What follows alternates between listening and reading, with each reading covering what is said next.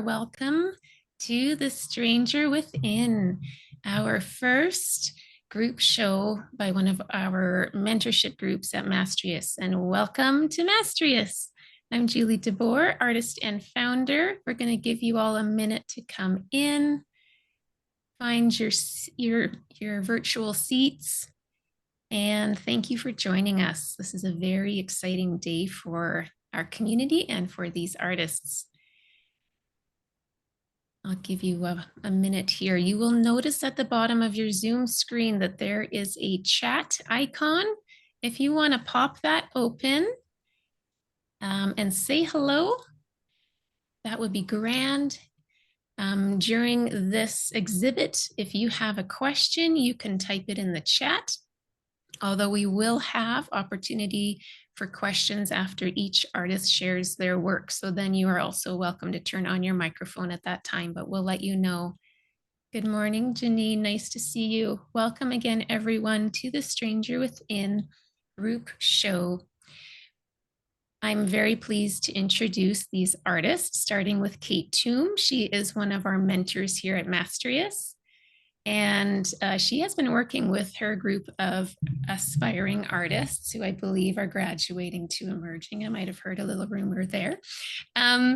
She's been working with her artists for months on this show. So they are going to share more about that. And just to let you know the rhythm that after each artist shares their work, and obviously you're going to see it, they're going to speak about it after each artist. There will be opportunity for questions. And again, you can pop those in the chat, or at that time you can turn on your microphone and ask away. And then we'll do the next artist, time for questions, the next artist, time for questions. And at the end, we'll have a free for all, more questions. It's a really exciting process. I've had the privilege of seeing the work yesterday and speaking to them previously. It's a very meaningful show, and we are just elated and proud of this group. Again, thank you for joining us, and I will hand it off to our mentor, Kate Toom. Thank you, Julie. Hello and welcome everybody across the world. I can see we've got a very international crowd here at our first private view for this premiere, world premiere for Mastrius and for our group. So welcome to The Stranger Within. This is group 636, inaugural group exhibition. Welcome to all of you. The idea for this show, first of all, let me credit the artist Tracy Be Brave, who is our wonderful initial idea. And then just I'm so proud of all these artists. So I want to thank all of my artists in this group for bringing this together and making this happen. Great opportunity for us, for myself as a mentor, for us as a group, and all within a very safe space. I will just say I apologize if you can hear my cat, who always likes to steal the spotlight. She will be with me for the entire evening, I'm sure.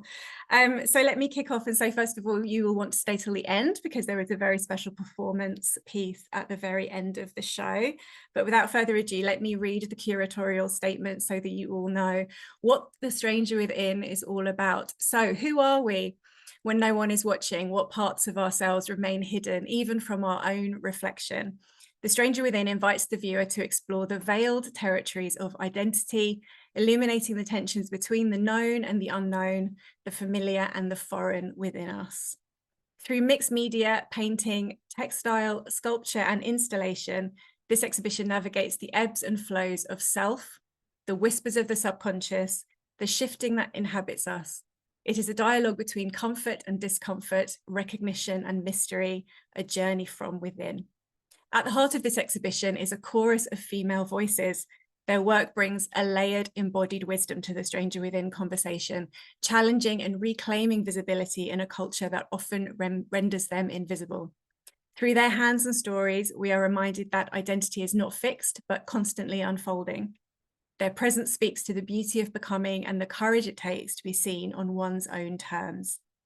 Each work in The Stranger Within serves as a mirror, distorting, reflecting, and at times revealing the truths we struggle to face. In confronting the unfamiliar within ourselves and listening to those women who've walked ahead, we uncover new perspectives, deeper understanding, and perhaps even a sense of understanding and acceptance of the hidden. So let us begin. Oops. With myself. So hello, my name is Katie Tume. I am an artist from Worthing on the south coast of the UK and a mentor for Maastricht. I mainly work in textiles. I've been in professional practice over 18 years. Broadly, my work is interested in three key themes, that of grief, transformation, and divinity. My work explores the question, what is sacred? In this next slide, you can see a selection of images from my most recent complete body of work, which is entitled Death Masks. These images, this was a series, of wearable sculptures, which was exploring the terrain of life after bereavement. Each one of these masks is a personification of an aspect of grief and loss. And the piece that I submitted for this show is this one entitled Sensitivity. I made this mask after I had a dream where I turned into a red bat. And it represents the sensation I had at the time of being hypersensitive to the world, which felt so completely changed, and the feeling of not knowing this new transformed version of myself, as well as other people relating to me as a different person, quite literally becoming a stranger to myself and the world. And this other image that I've shared with you is from a collaborative project that's ongoing at the moment, yet to be completed, with the artist Sammy Hutton, the photographer and artistic director, with myself providing performance and the mask itself. In this project, we're creating landscapes and environments for these creatures to inhabit and exploring the liminal spaces in which these strangers can emerge. So thank you very much. I will take questions at this point. Wonderful. Thank you for sharing, Kate. Thank you. If anyone has a question, go ahead and turn on your microphone and ask, or pop it in the chat. I will start with one. Or first of all, thank you for diving into your grief. Oh yes, look at that. It's right there. Yeah.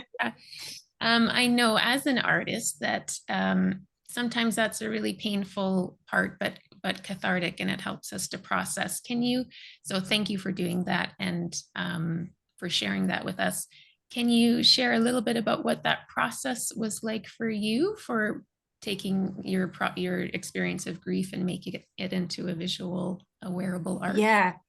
Yeah. So curiously, my work, I've always been concerned with memorial throughout my whole practice, but I was widowed in 2021, and I'd had an ambition to create masks for a long time. And actually, my work used to be primarily concerned with memorializing non-human losses. I was very interested in sort of political, environmental concerns and themes, and looking at extinction as sort of centrally. And so that obviously huge change in my personal life meant that I was suddenly very concerned with bringing more artists in the art. So it became a lot more personal. And it felt like I'm no longer interested in making work that I used to, because I'm such a changed person. And so creating these masks just felt like this is the right time to do this. And it just meant that I was able to, completely shift my practice and make these wearable sculptures that I see very much as rooms that you can enter into. When you wear a mask, you change, the person that you're looking at changes. Sort of, it's a literal transformation. It felt very authentic to the experience that I was going through at the time. I bet, yeah. Thank you for sharing. You're welcome. So shall I introduce the next artist in our show? Sure, thank you. Okay, Lynn. Hello, everyone. My name is Lynn Mazzara, and I am a Canadian mixed media and collage artist living in Creston, British Columbia. I am someone who finds deep meaning in the process of creating, not just in the finished piece. I love exploring ideas, following my curiosity, and letting things unfold in their own time. My work is about expression and connection, not perfection. In this next slide, you will see that over the years, I've developed a way of painting that lets me capture how I feel about the world around me. I try to paint the emotion behind my subject using simple shapes and vibrant colors to create a mood. My paintings are meant to draw people in, to make them want to reach out and touch them. The layers of depth are intentional, inviting you to explore and discover what lies beneath. For me, creativity isn't about getting everything right. It's about staying open, being present, and letting the art teach me as I go. Even the messy parts are part of the magic. For this show, The Stranger Within, I began by asking myself one simple question. Who am I when no one is looking? For me, it's a question that gets louder every year. We're taught to believe that time brings certainty and wisdom. But over the years, I've experienced that the expectations of family, friends, and society have woven so many layers around me that sometimes I hardly recognize the person I am underneath all these expectations. Somewhere along the way, I became a stranger to myself. This body of work is a deeply personal exploration, a kind of visual diary painted in color, texture, and collage. Through these pieces, I search for the parts of myself I've lost or hidden. I ask what I truly feel, what I believe, how I wish to exist in a world that so often asks me to be someone else. For this first painting, Little Lynn, I revisited the memories of my childhood, and I found a happy, curious soul with her head in the clouds, a helper, a dreamer, a believer in beauty. My world was filled with fairies and flowers and fantasy. I grew up surrounded by art and imagination. The warmth and brightness in this painting reflect that innocent wonder, the joy of discovery, the unfiltered belief that magic exists if only you look closely enough. Creativity was my very first language, and even back then, I was eager to share with everyone how I saw the world. In this second painting in my collection, Middle Lynn, this represents me in my late teens through my 30s, years when I was an undiagnosed ADHD creative learning to navigate a world that didn't quite fit. These were turbulent years of love and heartbreak, motherhood and survival, a whirlpool of growth, chaos, and many life lessons. Yet through it all, creativity remained my anchor. It kept me afloat. In my 40s, I began to look inward and to begin to understand who I truly was. At 50, I finally gave myself permission to pick up a brush and put paint on canvas, something I had longed to do my entire life. And for the first time, I began to feel like maybe, just maybe, I had found my direction. And yet, even then, I continued to be the person that others expected or needed me to be, hiding away so much of who I was. Until now, at 63, I find myself asking once more, who am I really? Which led me to the final painting in this series, Discovering Lynn. After this intense and deeply personal exploration of my memories, emotions, and experiences, I have arrived here in this painting where I have uncovered some of the truth of who I am. This piece, Discovering Lynn, represents the merging of many of myselves: the dreamer, the survivor, the seeker, the maker, the artist. Every layer, every mistake, every joy, and every heartbreak has shaped me into the woman I am today. I have intentionally left this painting unfinished because I too am not quite finished exploring and discovering who I am. But through this work, I am now reclaiming parts of myself I once hid away, and I'm learning to stand fully in my own light, no longer a stranger within, but finally becoming Lynn. Amazing. Thank you, Lynn. Wow. Questions from the audience? Feel free to turn on your microphone or pop it in the chat. Of course, I have a million questions. Can you speak to a little bit of the layering in your three pieces? Oh, I'm so glad you asked about that. I always start my work with no idea what the end result is going to look like.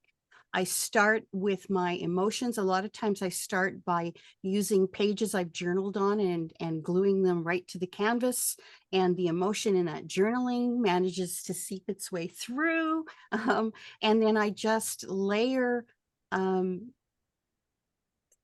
product, paper, paint, mediums, and I don't think too much about it. I just really play.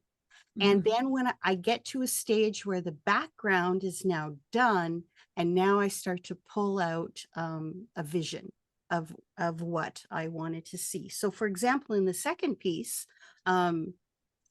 my life was chaos for about 18 years, and my background before I even started was chaos, and you got that feeling from, I'm hoping you got that feeling from it when you looked at it. And the layering really really makes a difference. It draws people in, it draws you in, and it makes you want to see in more detail what's underneath each layer. Why? Oh, and you always notice something that you hadn't noticed before.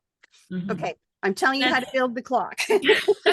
No, but that's part of the beauty of it. And that's what something I love about your work is those layers. And you're exactly right on that it is so interesting and just draws me right into like, what is happening here? There's so much more than what it meets the eye at first. But there's a question from Janine and a few comments there in the chat.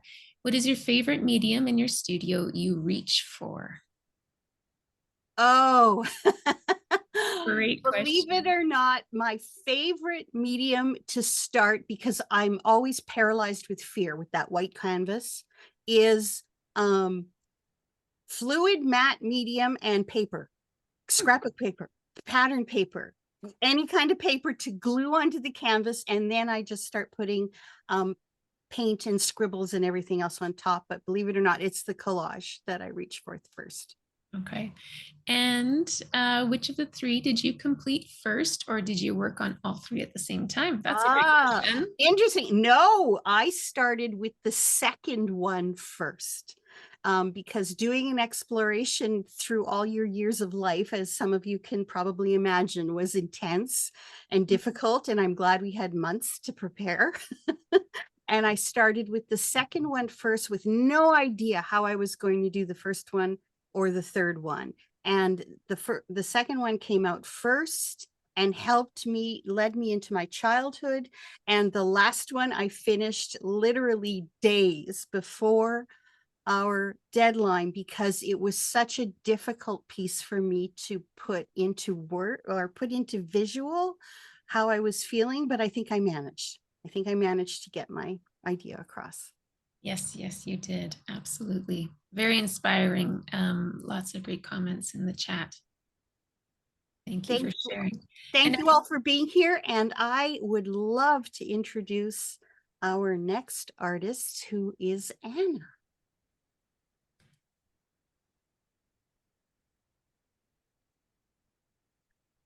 Hello, everyone.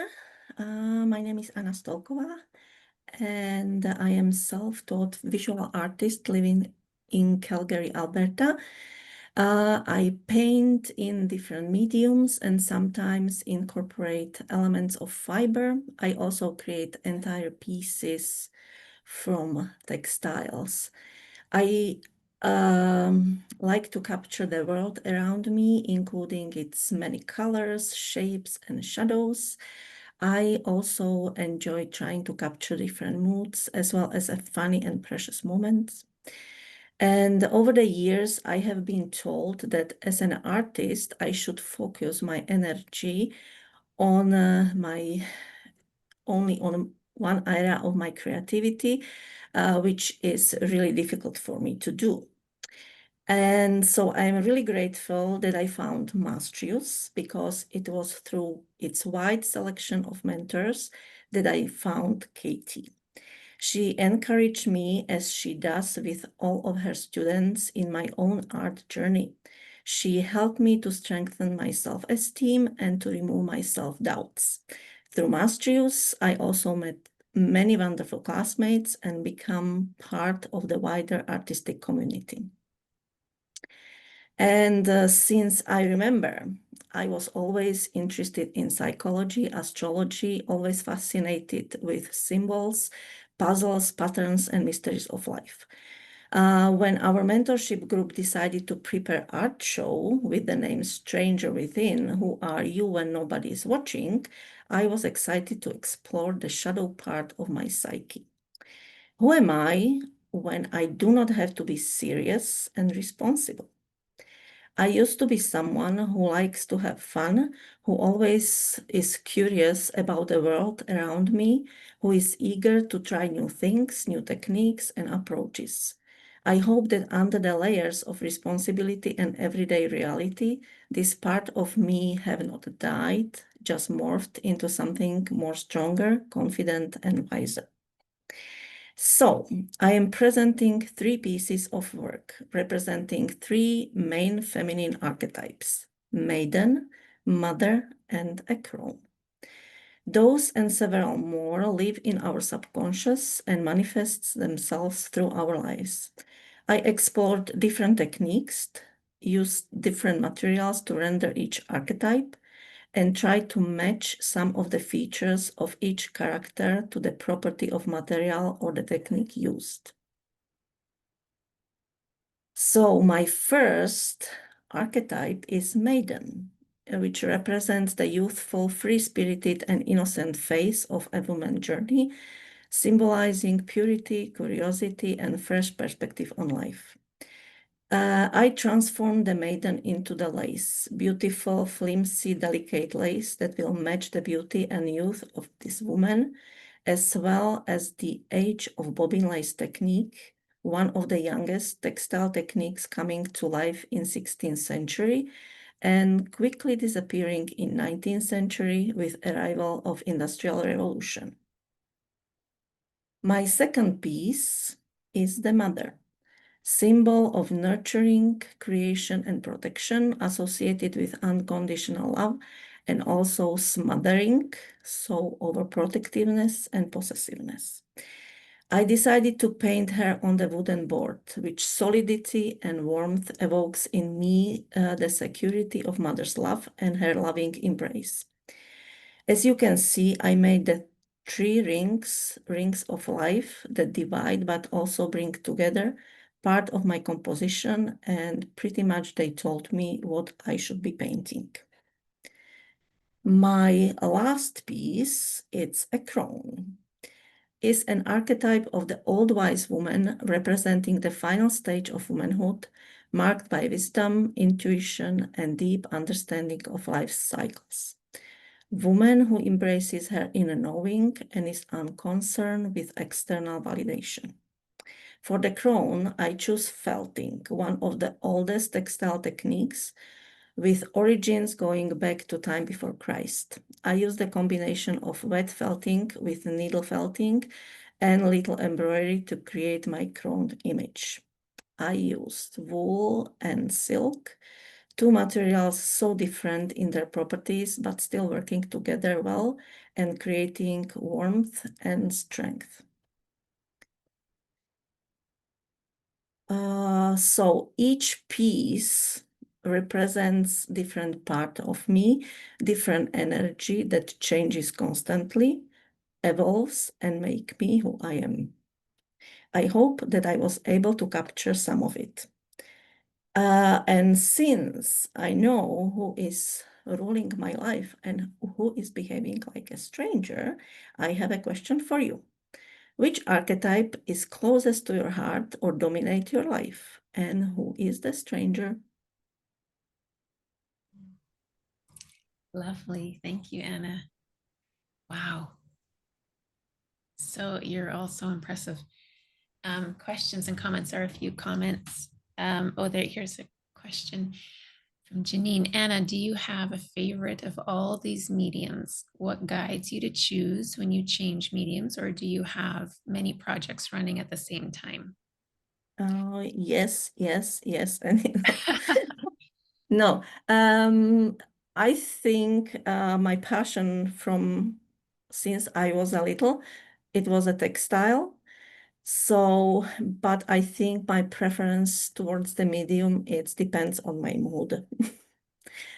So, and yes, I am multimedia artist, but I'm also multi-project artist. So I think that I have several running parallel, and again, depends on the mood. I focus my energy on one of them to finish them, hopefully. Yeah. And you're following your energy, right? That's Yes, exactly. intuitive. And as you can see, all those, or you could see before, all those three images were pretty much related to the moon, and based on astrology, moon is your emotions. So I'm pretty much following my moon in my pieces. Yeah, I love it. Well, and Anna had a question for everyone. Which one do you resonate most with? The maiden, the mother, or the crone? Put it in the chat. Yeah, I'm still that's so deciding. interesting. Yeah. I think I'm stuck in the maiden phase, but I think that's okay. Yeah, well, I think that for the artist is the best because you are still exploring. You are not stuck in one. Any other questions? Feel free to turn on your microphone or type it in the chat. Anna, remind me, which archetype do you resonate with right now most closely? Because I think I'm still exploring. I'm still the maiden. But of course, I don't care what other people say. So I am a crone. I'm getting there. I long to be the crone. I remember a long time ago, well, not long time ago, maybe 15 years ago, or even longer than that, when I was in Germany, they used to call us the Maiden, right? Maiden. We were the girls. And then all of a sudden one day I went, when I went back to visit my family, and I was called Frau. Oh. So that was like self-imposed. I didn't like that. I was no longer the Maiden. Oh, funny. Yeah. Lovely. So those are all the questions. So can I introduce the next artist, who is Eve Turner?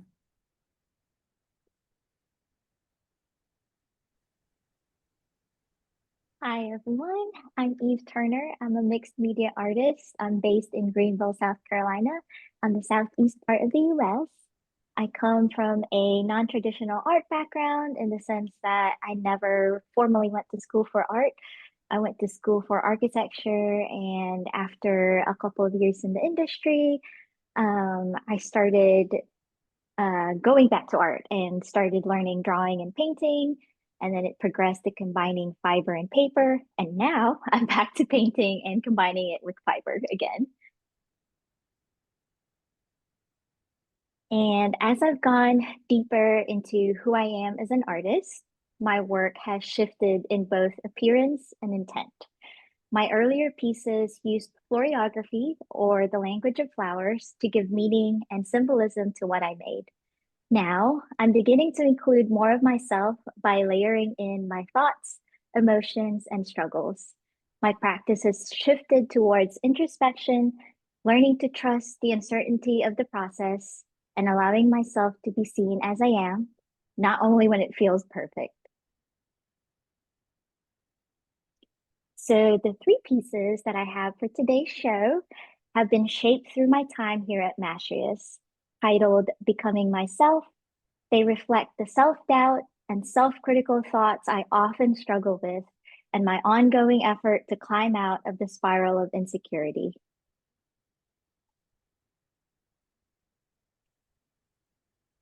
This first piece I shared with the group during a session, and I saw it as a failed attempt to articulate my intent. The group, however, helped me see that the vision and meaning were already there. I just couldn't recognize it through my lens of self-doubt.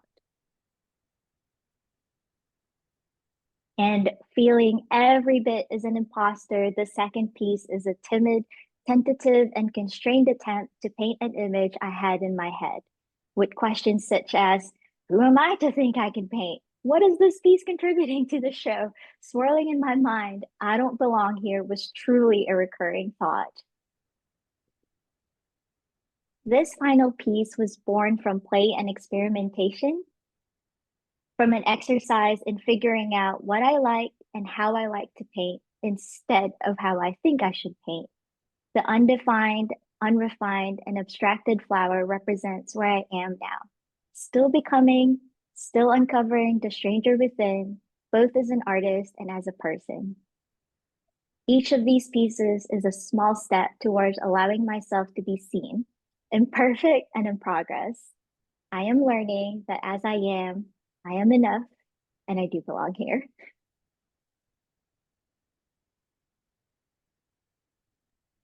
Wonderful. Thank you, Eve. Thank you. Questions for Eve? I want to know what all the embroidery says. I was able to read some Oh, of it. yeah.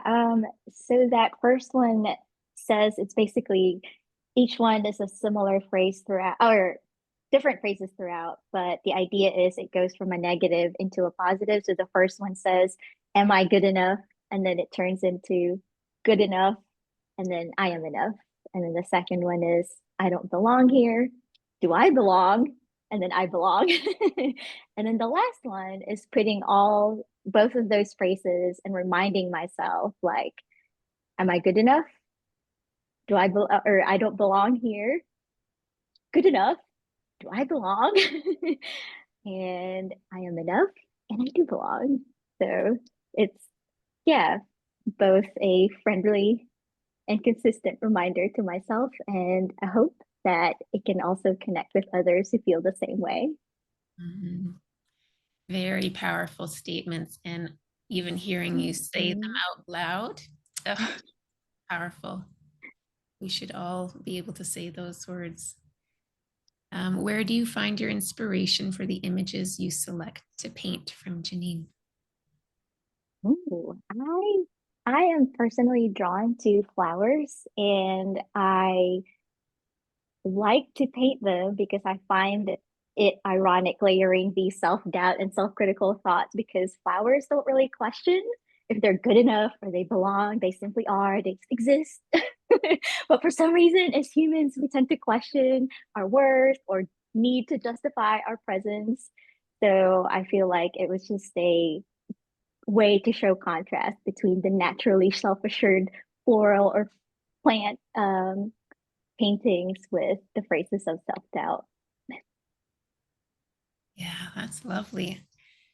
You just opened my mind to look at flowers a different way too. Mm. Any other questions or comments? Would you say, Eve, that you have more confidence now than you had when you first joined the group a year ago? Yes, very much so. I don't think I could have pictured myself talking about my work like this in a group show when I first joined the group. So this has been, I'm very grateful for our group and for Kate and Masters. Mm. So Thank you, everyone. great And comments in the chat. Yeah. yeah, and our next artist that I'd like to introduce is Astrid Dreichenbach. Hi, everybody. Hi. Mhm. Okay, I'm Astrid Reichenbach. I'm from San Francisco, California, as you can see. I'm a multimedia artist that works primarily in hand embroidery, fiber, and mixed media to create jewelry, primarily jewelry, wearable art, installations, and wall adornments, as you can see here. I have a background in cultural and medical anthropology, art, and expressive arts, and my practice explores transformation through fiber, watercolor, stitch, and stitch. And the ritual of making and of adornment itself really does guide my process, connecting the physical act of creation with personal and collective meaning. Each piece reflects a state of becoming. It's fluid, evolving, and shaped by cycles of making, unmaking, and return. So For this exhibition, I present 3 interconnected bodies of work that trace a journey through material and form, shaped by rhythm of ebb and flow. And these works really honor the shifting nature of inspiration. It's quiet retreats and vibrant returns, and reveals how one practice really does continue to inspire the next. This piece that you're seeing here is the first. I really feel like, well, together they form an ongoing conversation with body and wall, intimacy and distance, fiber and self. Really, the movement between the materials generates for me new possibilities and expands how I both understand the work and really my place within it. So I have 3 pieces. This one you're seeing is I call the knotted fiber forms, or sometimes snakes. I'm wearing one of them. This series began as an exploration of taking fiber really off the hoop. That I really wanted to pull away from embroidery a bit and explore fiber. So using hand spun and knitted fibers, the knotted forms evolved into this sculptural installation that can also be worn individually, like you can see here. Like I said, it marks a shift away from embroidery, an experiment in releasing constraint, embracing materiality, and really allowing movement and regeneration to guide the form. The next series I call the watercolor circles. So from the fiber-based work really emerged for me a pull towards more color, fluidity, rhythm. So watercolor was perfect for that. The watercolor circles extend the looping gesture of the knitted pieces into paint, while exploring transparency, layering, repetition. Then I stitched them together, hand stitched them together into a constellation. They echo lunar and oceanic cycles and the organic patterns of growth. Really, depending upon how they're installed, they can be suspended or draped or placed against the wall, and they shift in form and tone, and that emphasizes their capacity for change. And the next pieces that for this series are the embroidered adornments. So my embroidered adornments, interestingly enough, grew from a desire to return again back to the body. Of course, I couldn't stay away from embroidery, to merge the sensibility of installation with the intimacy of wearable art. So each hand embroidered piece carries the visual and emotional language of the watercolor circles, translating painted gesture into this tactile fiber form again. They range from intimate, so some of them are somewhat small, to really bold in scale, like the one that you see on the right-hand side. They can adorn either the body or the wall. They act as vessels of reflection and transformation. So overall, this body of work really is really a ongoing living process. It was developed within the Masteryist mentorship, but it does continue to evolve as the pieces, they're expanded. I'm making more of them. They're rearranged, like the knotted snakes. They're taken apart and reimagined. Each element shifts between wall and the body, merging or separating to form new constellations. The work transforms as I do, which I have found within this. Nothing is fixed at all, which I find really fun. And also what's shown here marks one moment within this continuum that's going to continue to unfold, and hopefully will do so in the spring of 2026. I hope to see these pieces expand, get bigger, and evolve, and hopefully are shown in a gallery space. And I thank you so much for being here to see all of us and our process, and I'll take questions if you have any. Thank you, Astrid. Thank you. Incredible. Thank you. I really, I want to be in the space and touch and move around those watercolor circles. It's something they're really fun. They because they're so light and like a mobile, and I'm really excited to get them into a bigger space. That was one of the challenges that I had with this, was that I had since I work so small, that is manageable in my home studio. But boy, wanting to get bigger created this a little bit of it was hard, but that's what I really want to do. So now everything is piecemeal again, but I'm excited to get everything together and see them all in a larger environment. Mm-hmm. Question from Marilyn, wondering how you attached your watercolor pieces for the wall hanging. Yeah, I stitched them together, and I was researching what to use. So I actually found, because I was into the color, I found neon pink fishing line, and so I stitched it together with fishing line. I would say that was challenging because fishing line does respond differently than the embroidery floss or other types of needlework floss that or thread that one might use. But it was fun. And certainly, again, I loved that it was fishing line and that it's hot pink. I did want to cheat and use my hot pink duct tape on the back, but I thought, nah, I can't do that. So I did stitch it all together, and that posed its own set of problems. But it's really fun because, of course, where there are challenges, you just solve the problems creatively, which is obviously very fun to do as well. Question from Janine. Have you always been so hands-on as an artist? Touch and manipulating by hand seems to be part of who you are. Can you comment on this?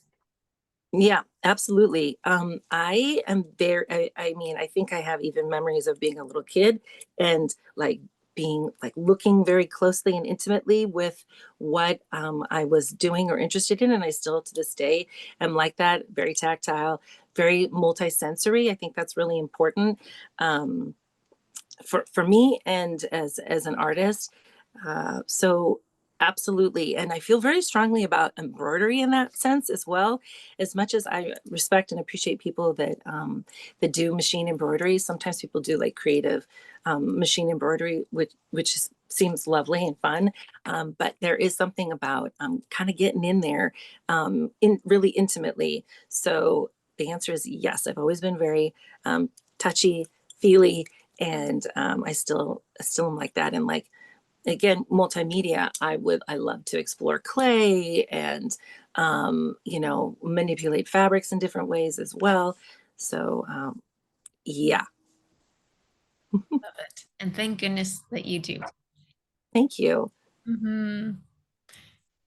Well, if those are our only questions, I get to introduce, I believe, or if nobody else is introducing, the lovely Tracy B. Brave. She's next, if I'm not mistaken. Thank you, Astrid. Hello, everyone. Oh, my heart is just overflowing with, excitement and joy having you all here to witness what we've put together. So I'm Tracy B. Brave. I'm a Canadian formally educated designer and artist, but in 2008, I decided to start searching past technique in art. I wanted to find my artist soul and capture how my creative process shapes me into the artist that I am still becoming. My body, my hands, my history are part of the materials. Every brush stroke, every stitch, every fingerprint in clay carries my story and echo. My creative practice is not merely expression, but an invocation. It is how I stay connected to what's real, what's raw, and what's sacred. I'm not here to present a polished version of myself. I'm here to honor the messy, magical strangeness of becoming.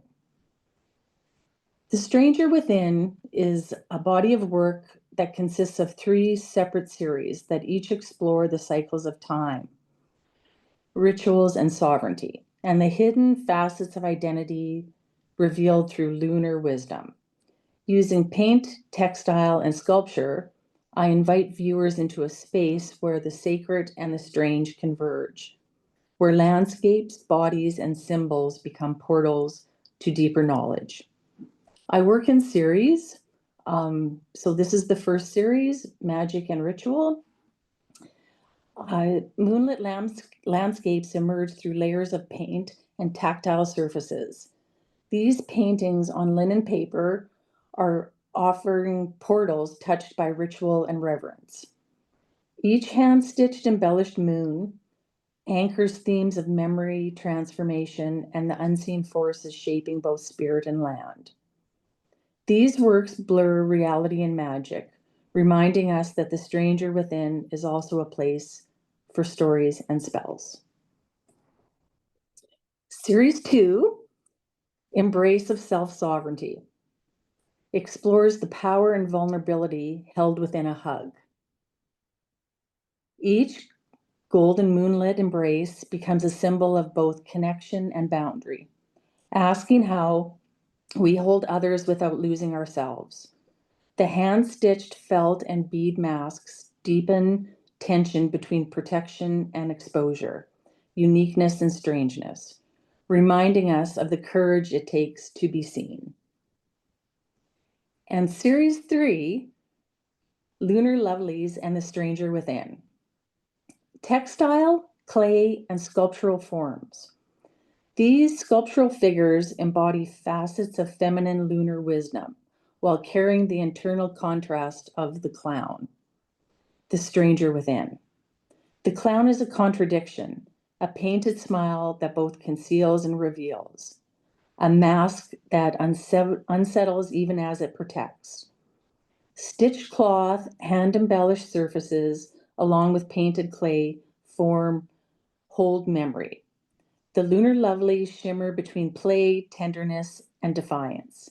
They invite us to face the hidden selves we disguise and to reclaim the power of the stranger within. Thank you. Phenomenal. Thank you, Tracy. Oh, if you have a question, go ahead and pop it in the chat or turn on your microphone. I have one quick one. The lunar lovelies, their names, do those names have meaning? Yes, they're all representative of a cycle of a moon that I've created. I consider myself a visual storyteller and maybe kind of a imaginative, figurative painter or builder. So yes, they each have their own name. We have Lunera, we have Minera, and Elnera. So they're all just a made up thing. And I just love writing is a super important part of my visual practice. So I include a lot of storytelling. That's whether I share it or it's just kept as a component to the body of work. Awesome. Red seems to have particular importance to you. Is this true? Can you comment on it? Yes, red is a very important color, and it seems to have been carrying me along for quite a while. I have a fascination with clowns and red noses. I think it's a disguise, but yet a way of expressing yourself with humor, whether you're feeling, kind of sad or not so great, or, going through some things in your life. You can put on the red nose and you feel kind of, you can just make fun of yourself. So red does carry through most of my art, definitely. I really like your use of the clown. And that really opens my mind also to that sort of mask, right? Yeah, Julie, the clown is such an interesting character because a lot of people are afraid of clowns, right? And I kind of think I was to begin with as well. But then when I started just observing and thinking about what it really did represent, not the terrible stuff, but yeah, it just made a lot of sense to me that it's an important part of my character development. So, and now I see it in myself too, Mhm. which is really helpful because I certainly do put on a happy face and laugh a lot when I'm uncomfortable. And, another question from Janine, do you keep a journal with your art? Yes, I keep a studio log, and I have kept one for years and years. Well, there's quite a few of them. So I write, every time I work on something, whether I'm in the stage of what I consider to be like air, where I'm just thinking about what I want to do. Like something comes to my mind, whether it's through a dream state or walking out in nature, I will go back and just journal and kind of spark ideas in myself. And then when I start producing work, I also keep track of what's working for me or what's not really resonating. And then the next day I can come back and read what I've written. And sometimes I will start a new paragraph because I was all wrong. And it's just a lovely way to keep track. And in an ideal world, one day I will develop it into some kind of book format, maybe a memoir, maybe something like that in the future. Yeah, I hope so. Wonderful. Mhm. Okay. And then one quick last question about handling the canvas paper. I think you called it linen. Linen paper. Yeah, Mhm. as a finished product, how do you handle that? Do you wrap, how do you present it, I guess? Oh, it's actually quite a sturdy um, piece of paper. It is paper. It's not like actual linen cloth. It's just the texture on the surface of the paper is linen. So it is quite sturdy. I am a multi-layer painter and builder as well. So I like to use things that are a little have some strength and substrate that really will hold various layers of acrylic paint. And then I build all my own patches, I call them, to embellish my art with. So it has to be sturdy. Yeah, so it's easy. Okay. There's nothing really Good. special to it. All right. All right. And what do you have for us next, Tracy? Well, first of all, I've been given the lovely honor of thanking everyone. Um, yeah, this was quite the process for all of us when we all met. Um, we had so many different components to our art making. So this has just been an amazing way to pull it all together. So thank you all for being part of our amazing journey with Mastrius. Um, Having the grand fortune being mentored by the remarkable Katie Toom, our creativity and confidence have flourished. We are honored to share our art and experience with you. Remember, the stranger within is waiting to emerge. Let it all out. We would like to finish our presentation with a poem, Still Becoming by Tracy B. Bray. Still becoming. I am aging. 60 moons and more have marked my sky, each one tugging gently at the tides beneath my skin. My hands, stained with paint, needle pricked and calloused, carry the hush of late night making, the weight of stories stitched in silence. Clay warms beneath my fingers, soft as memory. My brush still moves with purpose, slower now, more deliberate, like the moon in her fullness, unhurried, unapologetic. I have widened, weathered body and heart, learned the sacred shape of long lived. But inside, I remain unchanged, a steady ember, fierce and quiet, rooted in the deep knowing of myself. I no longer reach for who I was, I rest in who I am. Art holds me, a vessel, a mirror, a kind of prayer. It is the thread between what was and what's still unfolding. Through it, I remember I am not fading, I am still becoming. Thank you. Wonderful. Let's get these artists back up on the stage so we can see them all. There are a few more questions. Once we get you all up. There was a great question from Charlie a bit earlier. Would you, the artist, say that a commonality between your experiences might be the development and transformation of your senses of self and your individual artistic voices? I sense a growth and change in your personal stories and also the art being shared itself. especially a change in who you are and how you fit into your personal worlds as these worlds change around you. So would you say that the development and transformation of your senses of self and your individual artistic voices, that's been a common experience? I can only speak Yes. for myself, but I can say that the biggest change for me in this whole process that we started early this year is that I am finally able to put on canvas my emotion.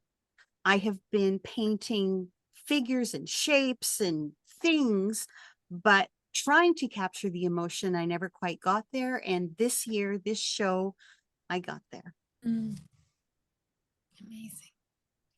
I would say, I think one thing that's really curious about this group is just how much synergy there is and how much commonality there is already, in the sense that we're all quite witchy. We're all a bit, we're just that way. And as we've gotten to know each other more and more through this process, and we're all at different life stages as well, just there is this like real inherent, just natural bond that is just there already. And that's just a lovely natural thing that I think happens between all groups of artists that work together. But for us particularly, I think that is something that's very authentic and not necessarily surface. And this project has allowed that to really be expressed, I think, as a group, which I think is beautiful for me and hopefully for everyone to see. Very. Yeah, 100%. Like I must say that it felt like a really strong collaboration, even though we were individuals processing our art in our own way. Yeah, highly recommend anybody to be in a group like this. It's just uplifting and yeah, and it brings meaning to everything that you do in your creative practice. Mm-hmm.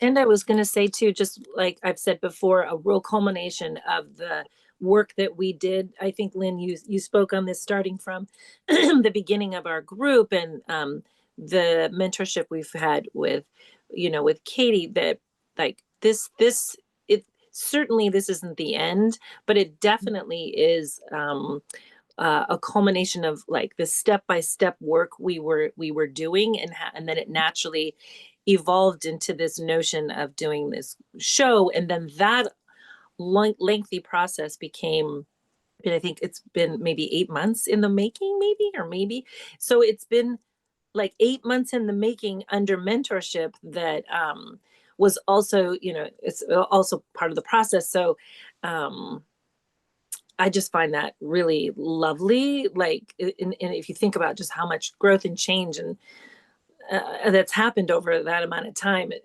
it's been pretty phenomenal. And how it happened to all of us, even though, as Tracy's saying, we're all on our own individual paths and we're in different life cycles for the most part, most of us, but yet we're still like synergized together, as you were saying, Katie. Like it's really great. It's been great. Yeah, it was. And I learned that, yes, I can do lots of stuff, not just focused on one.